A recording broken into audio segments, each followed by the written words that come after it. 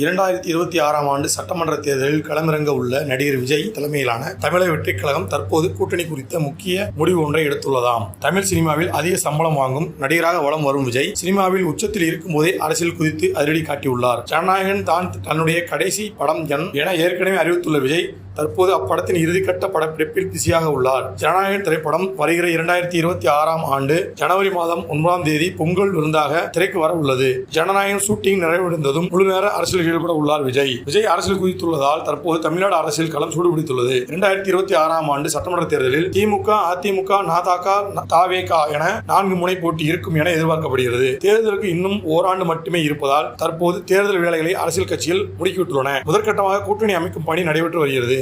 தற்போது வரை அதிமுக, பாஜகவுடன் கூட்டணி அமைத்து தேர்தலை சந்திக்க உள்ளதாக அறிவிப்பு வெளியாகியுள்ளது. அதேபோல் சீமான் தலைமையிலான நாம் தமிழர் கட்சி தனித்து போட்டியிட உள்ளதாக கூறப்படுகிறது.